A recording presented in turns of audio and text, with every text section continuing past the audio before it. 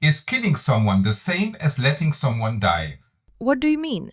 I don't want anyone to die. Imagine you are the driver of a tram.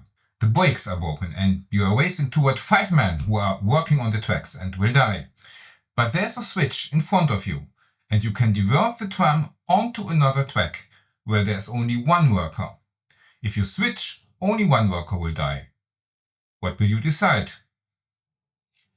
If you don't know the problem yet, pause the video and think about it for a moment. I switched the tracks. Then only one person dies instead of 5. That's the answer most people give. Would you do the same if you weren't the tram driver but standing next to the tracks? Again, you can switch the tracks and then only one person dies. Pause the video and think about it for a moment. Let me think. I think so. I would do the same thing. Here's another slight variation now. Imagine you are on a bridge and next to you is a fat man leaning over the tracks. If you push him off the bridge, you can stop the tram, saving the 5 workers. What would you do? Well, I don't know. I wouldn't push the fat man off the bridge. Why not? It's the same situation. Whether you switch the tracks or push him, 5 people are saved and only one person dies. Well, it's not the same thing. Pushing someone and switching the tracks are 2 different actions. Switching the tracks is neutral, but pushing someone is always wrong. Then I'm harming someone directly. Okay, here's another variation of the same problem. Imagine you are a doctor. 5 patients in your clinic are likely to die soon if they don't receive new organs. A perfectly healthy patient comes into your clinic. You can save the lives of the other 5 patients if you move his organs and he dies. What should you do? For heaven's sake, of course I'm not going to kill a perfectly healthy man. That would be murder. Okay, but in the first example, when you switch the tracks, you would have done it at any time. Why is it murder now? Isn't switching tracks murder? Okay, I change my mind. I won't switch the tracks. And then you let the 5 die? You're right. I'll switch the tracks and save the 5 people's lives. And what will you tell the family of the worker you killed? I'm not switching the tracks after all. Actually, I don't know what to do. Most people who are asked these questions feel the same way.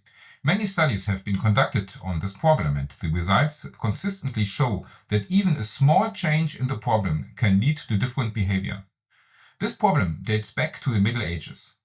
Originally, the question was whether self-defense could be morally justified. Thomas Aquinas defended his belief. According to Aquinas, if the intentions are moral, the unintended consequences are of secondary importance for moral judgment.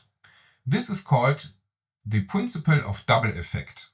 But you have got to find a balance between the good goal and the bad side effects. Well, with Thomas Aquinas, you are going back a long way in the history of philosophy.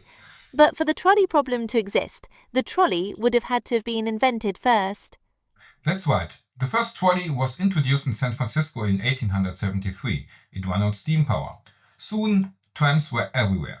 50 years later, the first lawyer addressed the problem. That was Carl English, with his essay Investigations into Latent Negligence in Criminal Law. But the problem did not become widely recognized until 1976, when Philippa wrote about it. Her paper sparked a wave of publications. And was the problem finally solved? What fascinates the authors is that different behaviors seem to be possible for each variant of the problem. Sometimes one decision seems moral, and sometimes the other. And what follows from all this? A key question in this problem is the difference between allowing an injustice to happen and actively committing one. Both are immoral, but they are evaluated differently. One should act in a way that causes the least harm. That's how consequentialists see it. You evaluate an action by its consequences and calculate the greatest benefit for everyone. But there are limits to this theory. Even a consequentialist would consider it immoral for a doctor to kill a healthy patient without consent in order to save 5 others. Pushing the fat man off the bridge should also be considered immoral by a consequentialist. The question then is where to draw the line. At what point is it permissible to kill someone to save others? Consequentialists do not have a solution to this problem. Do others have a better idea? According to Judith Jarvis Thomson, you can only sacrifice yourself, not someone else. Otherwise, it would be like stealing money. I am asked for a donation to Oxfam. I want to send them some money. I am able to send money of my own, but I don't feel like it. So I steal some from someone else and send that money to Oxfam. That is pretty bad. And what does she think about taxes? Does she believe that people shouldn't pay taxes that fund social assistance programs? No, that is not what she means, but it shows that the trolley problem often occurs in other forms. We can discuss who pays taxes, how much they pay, how the money is spent, who receives it, and why. There is no general rule that can conclusively solve this problem. Maybe we should just look at the whole situation rationally. And what would a rational assessment look like? One could argue that it's okay to switch the tracks, but it is not okay to push a fat man off the bridge. That's the spontaneous reaction of most people. Francis Kamm argues this way. If both the driver and the bystander are permitted to turn the trolley, but neither may topple the fat man or set off the bomb that would kill another person in order to stop the trolley, then the trolley problem is about why it is sometimes permissible to kill, even rather than let die, when we come to kill in some ways but not others. Then, switching the tracks is only done to pursue a greater good. The individual worker who dies as a result is not directly affected by the act of switching. It is merely a side effect. This is different from the example with the fat man. There, an attempt is made to do good by directly harming the fat man. She considers this immoral. So, if I understand her correctly, an action is considered moral if you don't directly harm someone, but rather harm them indirectly. In that case, it would be immoral to kill an innocent person with your own hands to save others, but it would be moral to kill them with a drone when you are hundreds of miles away. In this case, you are only operating the drone, and the death caused by the drone is a side effect. Okay, Kamm's argument is not convincing. However, people who switch tracks can argue differently. Peter Singer's philosophy could be used. What is his argument? He's a consequentialist. He believes that actions should only be judged by their consequences. One should also refrain from all subjective biases. For example, he argues that it is immoral to allow people in poor countries to starve, while we indulge in unnecessary luxury goods. Even if the suffering occurs thousands of miles away, we are still responsible for it. We let people in poor countries deform starvation while we live in affluence. Geography and nationality are morally arbitrary. If it is in our power to prevent something bad from happening without thereby sacrificing anything of comparable moral importance, we ought, morally, to do it. Ultimately, what matters is how many people can be helped. Of course, then you have to switch the track. Otherwise, we would be responsible for the death of 5 people. Does he also push the fat man off the bridge? He doesn't comment on that. Actually, he should push him. Basically, the doctor would also have to kill the healthy patient to remove his organs and save the other 5. Singer's argument is logical, but it doesn't align with our moral values. Regarding the trolley problem, Singer evades the question, referring to neuroscientist Joshua Greene.